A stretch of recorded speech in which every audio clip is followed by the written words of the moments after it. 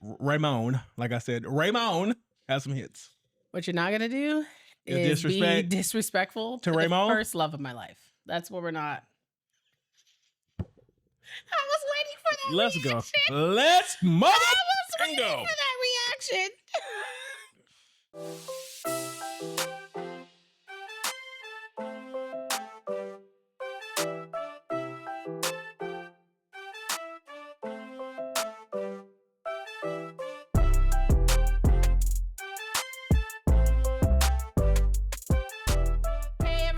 Welcome back to another episode of Life After I Do. I am your host that you'll be kicking it with for the next 45 minutes to an hour, and I go by the name of Nisha G. Nisha mother also G. known as Hi Nisha. Nisha. And I'm here today with Kai to the Nisha the. That's not Kai Nisha. Oh, what's your name, babe? Who are you? I'm your mother husband. Mm-hmm. Or as my daughter says, Mom, Molito. that's your husband. She does. She be like, Mom, that's your husband. Molito. Otherwise known as Mo, Dad, Babe, Demel, really Maurice. You have all the AKAs. Yes, I do. Mm-hmm. Hey, Booskies. Hi. How you feeling? I feel you look beautiful. Overall, thank you. Let me just say you look beautiful. Thank you. You know purple is my favorite color. I do. And you trying to do something to me today. Oh. Now look here. You got my loins burning. Oh. In a good way. Not your not in the words of Phoenix, not your loins. In a good way. I'm not talking about in the STD way. In a good way. Like I got fire in them. I got this passion down there for you right now because you and that color is making me.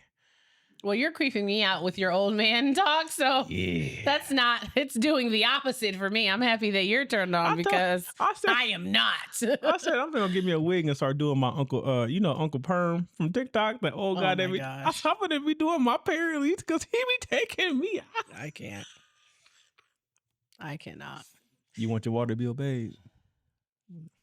You know what you got to do. No, I'm going to just have to go without water, or I'm going to go to my neighbors and ask if I can bum a 24-pack of water off of her because if I got to do all that. Like, and here's the thing. This is what's funny. These are the thoughts that I have sometimes.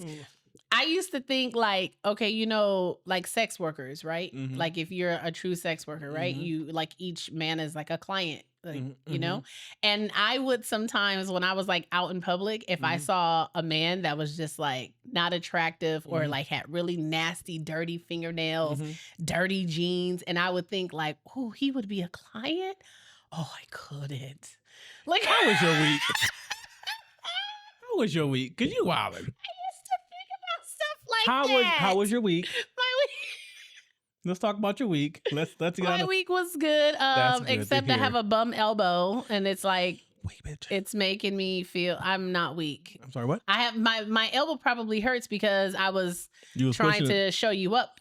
So I don't know why you were trying to show me up. I'm teasing, babe. I don't know why. No, I don't know. I think I don't know. I think I tweaked it a little bit. Aww. Like, when I did my wrist, I made an adjustment when I already had the weight in my hand. And that was a terrible decision. Because you were trying to be like me. I wasn't trying to be like you. You see me do that sometimes. Actually, that's not what it was. Cool, what it was is that it wasn't sitting on the out part of my hand when I had picked up the weight. And so I was like, oh, I'll just adjust it while I'm holding a 55-pound weight. And that wasn't the smartest idea.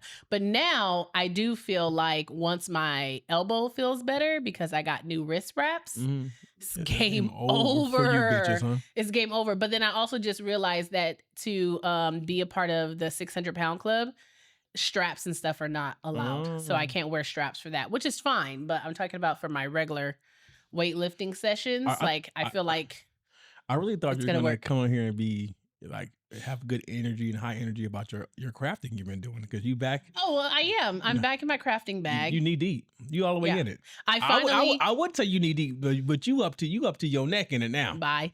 I have had a sewing machine for about a year now, and it's been sitting at my craft table. Hold on. She's had a new sewing machine. A new sewing machine. She's yes, had I have one in the garage. garage. Sewing machine in the garage for decades. Well, that's neither here nor there. And I feel like a little bit of judgment, and I don't need the judgment is what I'm trying to say. But anywho, I was like, oh, I really want to open my, it was open. It was just sitting there. But I was like, I really want to knock the dust off of it and, use it. And I really wanted to teach Phoenix how to use it because she has asked before about learning how to sew. And I do embroider. So in case you guys don't know, I do custom apparel. So I do embroidery. Not I you do trying vinyl. to plug yourself on my platform. No, goodbye.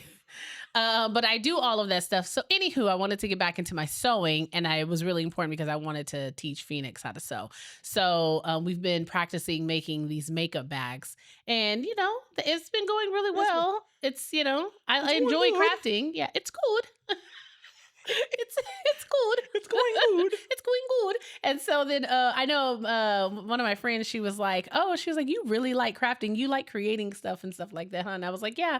I was like, funny enough, I actually have a degree in it too. Yeah. She's like, what? I was like, yeah, I actually do. That's what you went to school for. It's actually what I went to school for. So I was like, I actually have a whole still paying on it. So not the still paying on it.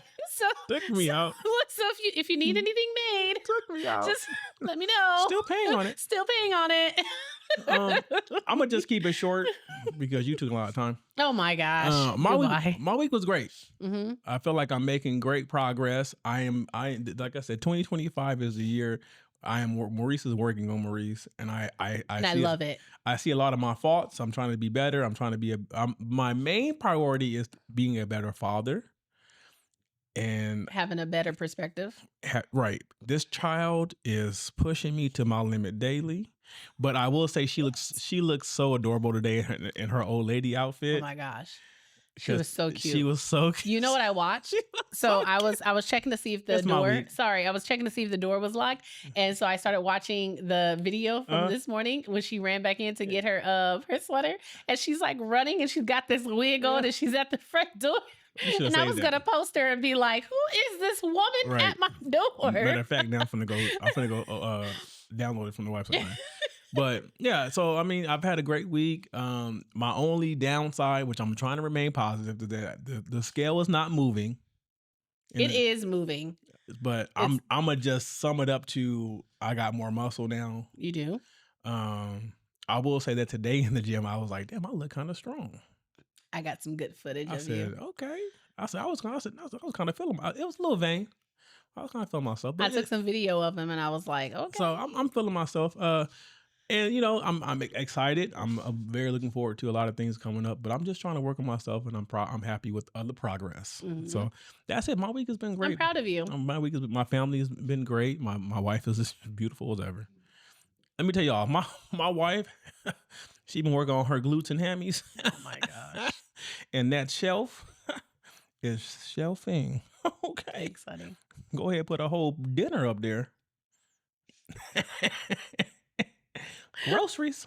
I will say, working out together makes you push harder. No, oh, I'm gonna push hard anyway.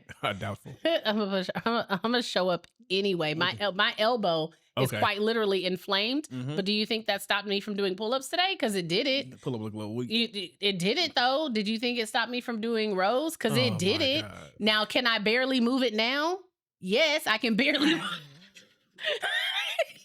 Does it hurt to extend my arm? It absolutely does. I did it, but I shouldn't have done it. I shouldn't have done it, but It's like that meme. Oh, you lift weights? What did you do when you got hurt? Kept lifting. I kept lifting. Fucking legend. Yeah, at the end it says fucking legend. You got hurt. What did you do? I kept lifting. That's exactly it. You saw me struggle on that left arm row. And on your bicep curls. But I still did it. I still did it. So what we got today, Bilskis? So it is our 2 cents episode. Every beginning part of the month. It's about to get messy. I don't know if it's gonna get messy. I'm gonna be messy. I'm gonna make everything messy. We have this segment because my husband likes drama, guys. Look at He really should. I like other people's drama. Yes. I don't like drama in my life. Okay, but he likes other people's drama. So I don't even know what to say about that aspect of his personality. Where else am I going to be able to use all of these black sayings that I have built up in me? Bye, Maurice. Where else am I going to say couldn't be me? You better than me, player. Wait, what was I that ain't the video one or the somebody two. did on TikTok? And it was like black insults when you don't even know that they're Right, insults. right. Ah, I didn't agree with all. couldn't be me. You better than me, But you to each his own. right? That's my favorite one. To each his own. My favorite black insult is bless your heart. If it was good for you. If you like it, I love it. If you like it, I love it. If it's good for you, it's good for you. It's good for you. I love that for you. I love that for you. That's my other favorite one. I love that for you. One of my favorites is bless your heart. Yeah, bless your heart. That is so disrespectful. I remember when we had feet, I was like, if somebody look at my baby and be like, bless her heart, I'll be like, cute, she is cute. We fight on site. Okay, because she is cute. Hairline missing and all. That's your She's baby. Cute. Bless her heart. No, you can't say bless your heart to my baby. We fighting. We're going to fight. I swear I will fight. Tell my baby, bless your heart. Is that your baby? Bless her heart. Bless her heart. Shout out to Bruce. Bless her heart. I will say that most babies do look like potatoes for the first 3 weeks. First of all, my child did not look like a potato. I said most babies look like potatoes because they ain't got no real features. They just there. Because they fresh out the oven. You got to let like everything mold and like. You know, you got to let the air hit them. You know how like you got to let a brisket cool down for like an hour before you cut it? You got to let the air hit it. It's the same thing with the baby. You got to let it cool down for a little bit. So really you shouldn't be letting people see the baby for at least like a month. Two. Yeah, like let them Maybe cool. Rihanna onto something. Goodbye. Oh, hold on, real quick. Unrelated. Shout out to Rihanna. She looks great. And not personally, and Fenty. Yeah. Because these Fenty outfits I'm gonna buy my wife. So this ass can be asking. Yes, sir. Yeah, because I told him this morning about there's like this cherry red blossom 2-piece workout set, and then there's a bodysuit, and I was like, I'm just putting you on notice. Let me just say That's this. about to be in cart. Let me just say this. That's going to cart right now. We need to get started, but I'm gonna say this. I am one of them. I'm one of these. My wife will attest to this. I am one of the black men that when I say I like black women, I mean I like black women. Oh, and when I see a black woman in any bright color, I'll be like, look at that sunshine over there. He'd be like, babe, look at that. Did you see that 2-piece she had on? Because that was cute. I like that. What's that? Who that by? I like that. You know, the bright colors against a black woman's skin, and I don't care what shade of black you are. I mean, we can wear any color, but when you got that bright, when black women get in a spring bag, oh my gosh, which I can't wait. That's why spring is my favorite season, because not only do I get sundresses, I get bright, colorful clothes, and nails. I'll be like, look at this here, the toes. Look at God. Really? Look at God. Look at God. Look at God. He did this just for me. Look at God. He made me a man for this reason right here. Don't let me see you out in public as a black woman in a yellow sundress. No, not a yellow sundress. With a yellow sundress with rocking a pineapple or a fro. Shit. Y'all excuse my husband, please. Shit. This man. Oh, look at that goddess over there. I can't with you. I can't. Okay, go ahead, read the first one. And then I'll be waiting for my 9-inch short seam. I'm not doing that. Kings. Go ahead. Go ahead. He refuses to wear shorts for me. No, I wear shorts. She want me to wear booty shorts. 9-inch seams are not booty shorts. No, you want me to wear 7-inch seam because you shorts. have the thighs to do it. I don't.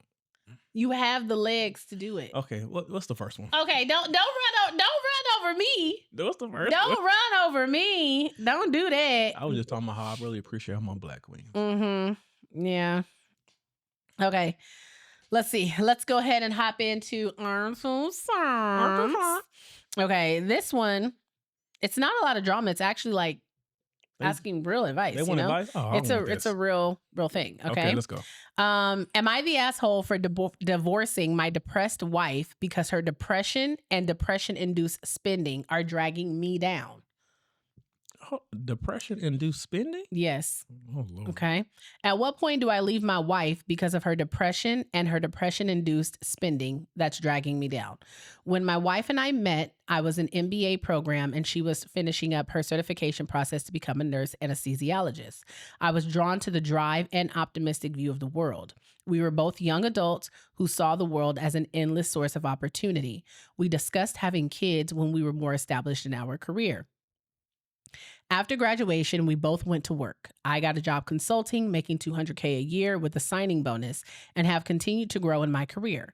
My wife was crushing it at her dream hospital, making $150K before overtime. We were happy, traveling, and enjoying ourselves. We eventually bought our dream home and were truly living our dreams. Until about 3 years ago, my wife had a mental breakdown at home between shifts at the hospital. She was eventually hospitalized for a few weeks. After she came home, we agreed that she would take 6 months off to recover and that I would take care of us. Immediately, she started spending an average of $2,000 to $3,000 every week, traveling with her friends and weekend trips. She stopped helping around the house and was constantly out of the house. I completely supported this for 6 months. She said it was part of her healing process, and I understood entirely through sickness and in health. Mm-hmm. Then the agreed 6 months passed, and I asked if she was ready to return to work at least part-time. This caused her to shut down, so I backed off. Then a year passed, and I revisited again. Another breakdown ensued. I asked if she was ready to consider starting a family and just being a homemaker instead of going back to work. We were in a great financial position and didn't need her money. She agreed, and for the last year, we have been trying to have a baby. We've even done fertility testing and been giving a "you are both healthy, so keep trying" last week from the doctor. Last week, I was driving her car and I dropped my phone, so I pulled over to grab it from underneath the driver's seat. And to my surprise, I found birth control pills. I was shocked and turned around on my way from work to confront her. She broke down and called me an abuser for trying to force kids onto her. She's never told me that she didn't want kids, and I would absolutely never push her. She then started blaming me for the breakdown. She said it's my fault she can't work. I then brought up how I have handled 95% of the cooking and cleaning for the past 3 years because I was just trying to support her and allow her to heal while she traveled and racked up a $10,000 credit card bill every single month for me to pay off. She has shut down and refuses to talk to me. I've been sleeping at our vacation house because she says it's detrimental to her mental health to share a space with me as her abuser. I can't shake the feeling that I have been lied to and taken advantage of now for years. I want a divorce, but at the same time, if she is genuinely sick, I don't want to abandon her. Am I the asshole for even considering leaving my sick wife? I can't shake the feeling that I'm selfish for even considering this. Not at all. And let me tell you why. Let me tell you why I feel this way. Please. If she sees you as her abuser, I would make myself scared so that she don't feel like she's being abused. He did. He's sleeping at the vacation house. No. I'm gonna make myself completely scared. So I mean, if you can't be in my presence because that triggers you, my presence comes with my money. So now my money is gone too, and you are able-bodied. You're able to work, because my thing is, if you're, I don't see this as, I mean, hold on, I might be a little judgy here. I don't see this as the type of depression that I label as depression, because you're not, I see depression as like you isolating, you don't want to do certain things because you can't do certain things. If you're able to rack up $10K a month and travel and go on girls trips and all that, I don't see you being that much depressed where you can't work. And then to sit here and agree to have children with me because you just want to stay, so you can stay home, and then take birth control. So the whole time we not getting pregnant because of you. It sounds like you just want me to take care of you, and that's not what we signed up for. So I would go ahead and say, well, obviously this is not working for us, because it's not working for me, because as the man, I have to put my happiness in to some degree as a priority. I've given you the last 3 years to get to work on yourself and prepare yourself, and you've done nothing but postpone things going back to the way they were before. So no, I don't feel sad, or I wouldn't feel any type of way about the divorce, because I've tried. I've done my part. That's all I'm saying. Thoughts? Okay. First off. Okay, here we go. What? Anytime my wife say first off, she got a list of shit. First off, depression presents itself in different ways to different people. Okay. Okay. People can very much be depressive spending. That is a thing, okay? Okay. Just like people can overeat but still put on a happy face and go to work. Okay. Same rules can apply. So I don't agree with you there. Okay. I think depression looks different for everybody because everybody wears a different face. Everybody presents depression completely different. So I don't agree with you there. I do think that he is kind of maybe stuck in between a rock and a hard place because, like he said, on one hand, he kind of feels like, okay, it feels like he's being taken for. But on the other hand, it's like, but if she is genuinely sick, how can I abandon her? Because like he said in the one of the sentences or the paragraphs when I was reading, for sickness and in health, right? So if this is one of those situations where it's sickness and in health, and because it's not showing up where it doesn't benefit you at this period in the relationship, then him saying like, that's why I feel a little guilty. It's only been 3 years. And I don't say only 3 years, like that's not an extended amount of time. That is an extended amount of time. But that's the thing about relationships. And that's the thing about, it's not just relationships, but marriages more, specifically, is you can and will have periods of time where things don't work in your favor, or you feel like you're giving more than you're getting. And because you're going through that period, it's like, okay, so should I just throw in the towel because I don't know when this is going to end? Okay. So you have to make a decision. Like, I understand what you're saying about him having to prioritize his happiness and his life as well, because he's in the relationship also. I get that, and I do agree with that. But like, again, I said, for me, it's only been 3 years. Okay. But I do feel like he's between a rock and a hard place. The other thing is, I do think it is really selfish of her to lead him on in a way where we are trying to start a family, and you are leading me on saying like, okay, yeah, I'm in this with you. We're going to start a family. But then you're behind my back taking birth control pills. And then he also mentioned that they were doing fertility treatments. That's expensive. They got tested. They wouldn't have their fertility. Okay, yeah. So, but I mean, in either case, it was dishonest. Okay. What I get from reading this with him explaining it, I do think that if she just would have came to him and simply said, hey, I don't want to go back to work. I don't think me going back to work is beneficial to my mental health right now, but I also am not 100% ready to start a family. If we can come to some type of agreement for maybe I can just be here for like another year, another 2 years, and then we can revisit, or maybe we can actually start working on the family, that's different. Because like he said, we don't need her income. Yeah. He's already said, they got a vacation home. They're doing right. fine. They have a vacation home. But like he said, we don't need her income. And the only reason why it sounded like he prompted to start the family anyway is because he's saying, well, if you're not going to work and you're going to be at home anyway, then this would be a perfect time for us to like start a family, And if that's not something she wanted to do, then she could have been vocal about that too. If he's been taking care of everything for the past 3 years and she not cooking, she not cleaning, she not going to work, and all she doing is racking up credit card bills and, living the good life, if that's helping her mentally, then that's a conversation that needed to be had, because maybe he wouldn't have said, okay, I don't support the $3,000 every week, but if you can cut it down to $1,500 or something, and maybe we do a girls trip every 6 months, or whatever the case may be, we don't know all of the dynamics. But I say all that to say that, yes, I do feel like it was a little bit unfair to him.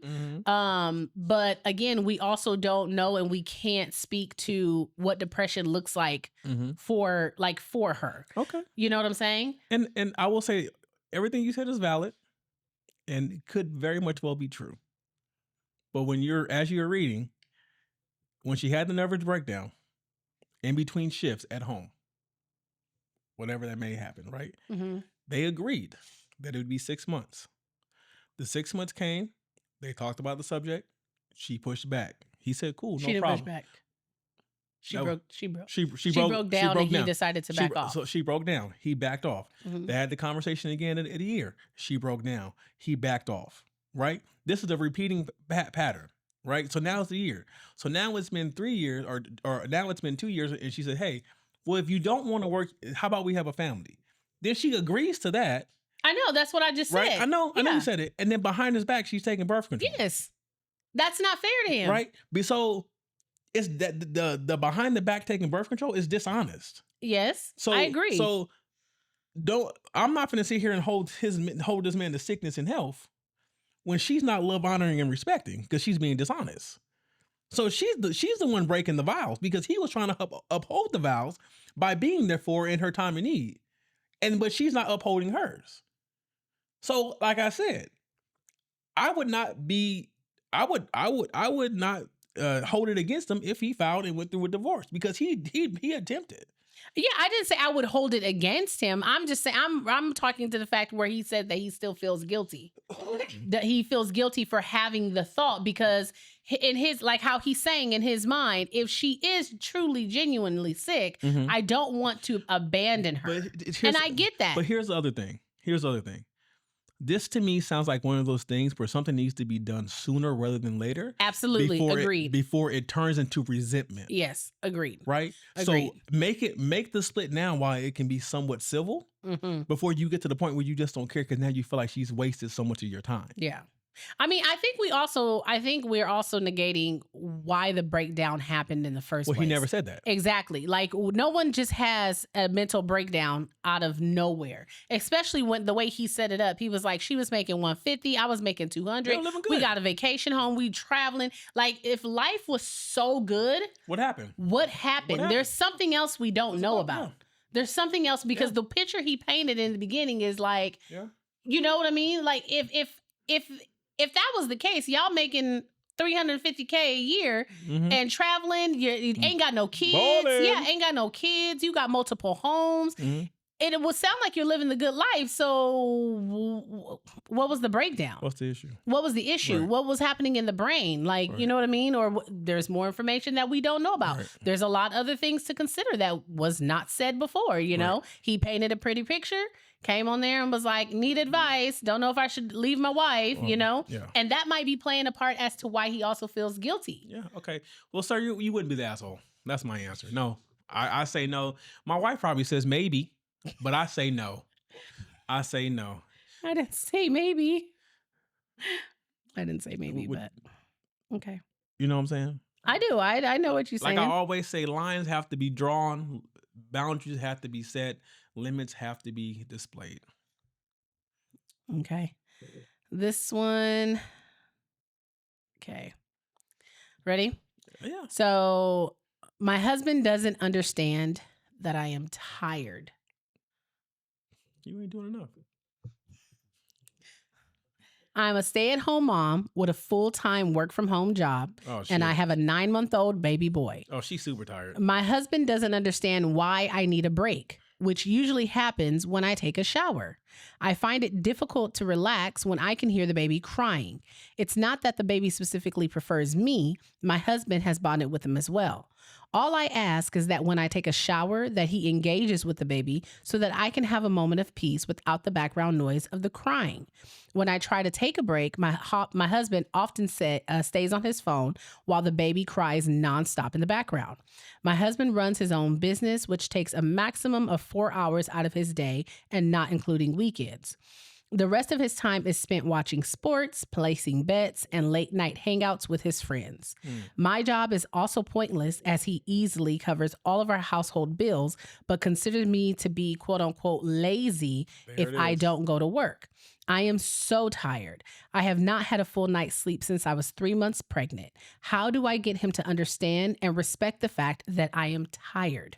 You not, because you don't understand it. This is what you need to do. He says that he considers her to be lazy if she doesn't work. Yeah, I heard that part too, which is ridiculous. This is what you need to do. He gonna tell you. This is what you need to do. Leave his ass there by himself with that baby for a full day. Just leave. Just leave him. Because if you say anything to him, he's going to ask you. Yeah. Just say, hey, I got to get some out the car. Go to the car. And just leave? Go to the car and leave. Oh, my gosh, no. Leave your phone at home. Because I guarantee you, after 3 hours of actually having to attend to a 9-month-old, he will understand the amount of work it takes, right? Now, and the other thing is, I don't understand how you can't see that if you're putting in 40 hours and raising the 9-month-old at the same time, and he only working 4 hours a day. So essentially he got He got the rest of the day to himself. He got 16 hours free a day. Yeah. While you over here, and he can't. Yeah. And like she said, he makes more than enough money to Right. carry them. She said, my job is pointless. So basically, she's only working to satisfy the notion that he doesn't think that she needs to just be at home all day with the baby, because the other hours that the baby don't need her, she could be working. And I mean, this is unpopular. Me personally, I would question this manhood. Oh. I would, because I don't understand a man that would want his woman to be that stressed, and to understand that you sat here and you carried my child for 9 months. You're taking care of my child. And I do believe that as a man, it's part of my duty to make your life easier. And if I make more than enough so you don't have to work, why am I forcing you to work? So you're not lazy? Because if that's here's the thing, if that's his reasoning, then wild. That's diabolical. It's diabolical. If it's something to where they can save towards retirement, or like the check that she's bringing in is beneficial, right? Because there is benefits to having two working people. But I like we know that. But I guarantee you, he's expecting her to take care of the child, work the 8 hours a day, still cook, still clean, absolutely, do all that. Absolutely. While he sits around because here's the thing. And I don't understand why men do this, but men see their paycheck as a get out of jail free card. Well, I'm paying for it, so what do I have to do? Because there is going to come a time in your life where your money means nothing. Yeah. There are instances. It's gonna be a cold day. There are situations and there's occurrences where money will not fix your problems. Yeah. And it doesn't matter how much you make. It doesn't matter how well off you assume to be. When it comes to matters of the heart and the emotional matters, your money will not be able to fill the void, or heal a pain, or replace love lost. And that's one thing I feel like a lot of men don't understand until it happens to them. We get so, and I understand how we get there, because we get so wrapped up in building, growing, and trying to achieve a certain level of success and a certain level of status quo. And when we get there, we feel proud of ourselves, and that becomes part of our identity because we worked hard to get there. Right. But I feel like what's lost in the sauce of getting there is the fact that at the end of the day, none of this shit means nothing. Because if war broke out tomorrow, it wouldn't matter.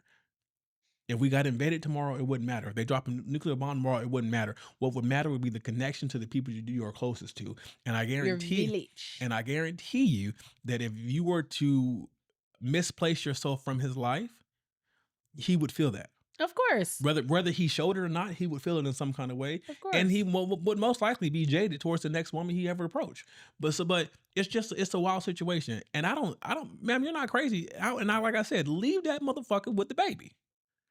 Because I can just, from personal experience, when we had Phoenix and you went back to work and then I got hurt, right? Mm-hmm. So I was home with her all the time. And I was home with her all the time. And she was 3 months, from the time she was 3 months to right before she turned 1, I was with my baby all day, every day. So I have an understanding that this shit is not easy. Now, it was cool at first. But when she turned about 5.5 months, and she started moving, and she wasn't taking no naps no more, and I had to sit here and play and sing, and then that child can eat. Bye, Demel. Goodbye. It was rough. That child can eat. She can eat now. She used to come home, and I'm she ain't even on the kid menu no more. She used to come home, I'm like, girl, take your baby. Matter of fact, shower with her, because I'm done. My shift is over. Because I used to call her, hey, you supposed to be off at 6. It is 7:30. Where the hell are you? Come get your child. I'm enjoying a meal by myself. She was brutal. How was that brutal? Cold-hearted. I gotta take care of me, Lucius. Cold-hearted. I gotta take care of me. She was cold-hearted. But like I said, I don't know what you're gonna say, baby. But I'll say, man, leave that. Just leave the house. Leave it with the baby. Maybe you understand. All right. Experience is the best teacher. Am I the asshole for slapping my boyfriend? Probably not. My boyfriend admitted to not remembering whether he groped one of my friends on a night out. My friend was crying and begging me to believe her, and after pressuring him to tell me the truth, he said he couldn't remember if he touched her or not, and then he laughed in my face.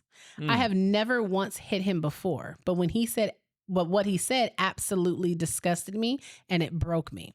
Up until this point, he has been the sweetest boyfriend ever, and to have the idea of him shattered in moments broke my heart.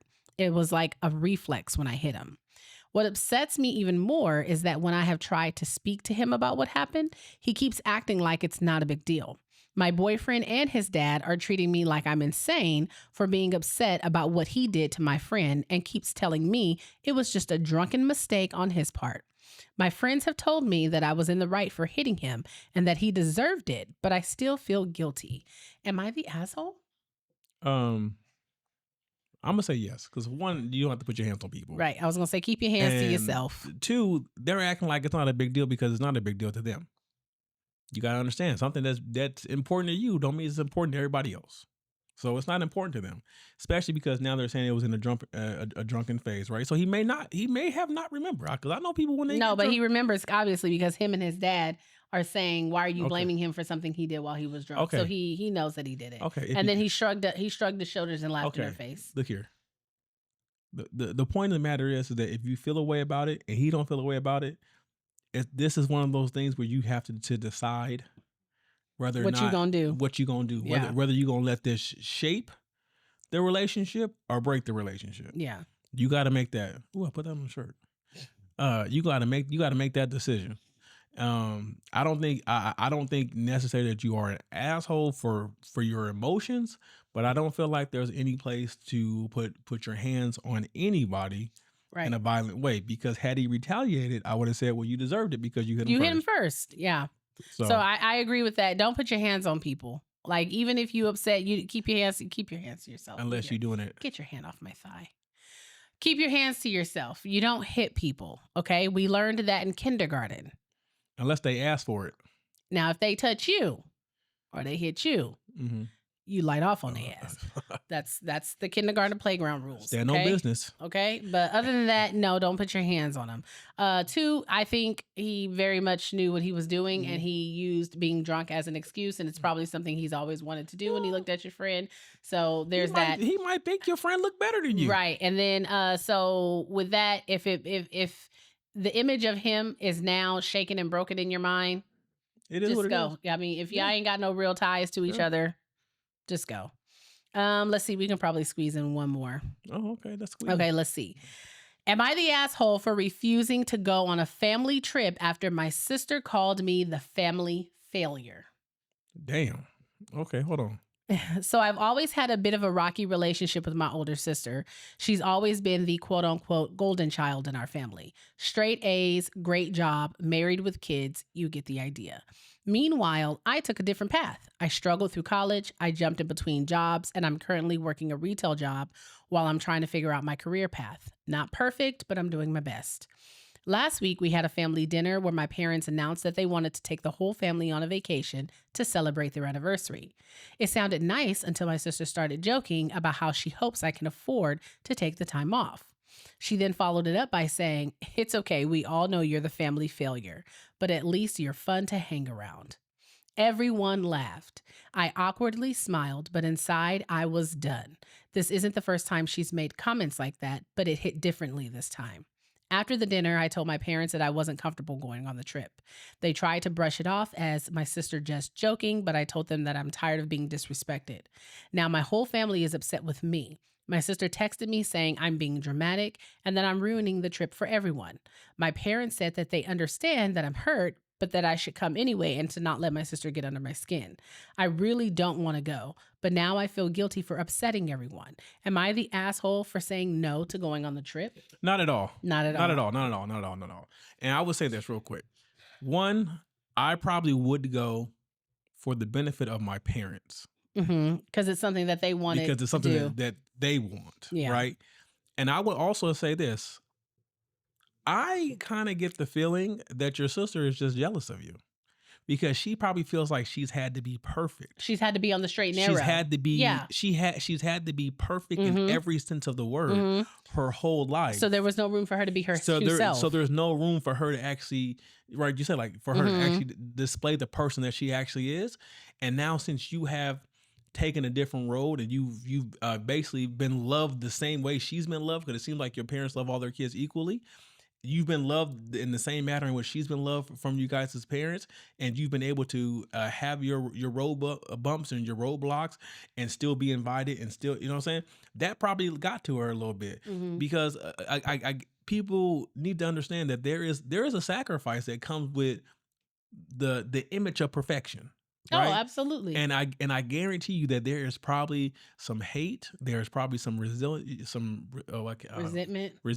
But she probably ain't even happy in her real life. Right.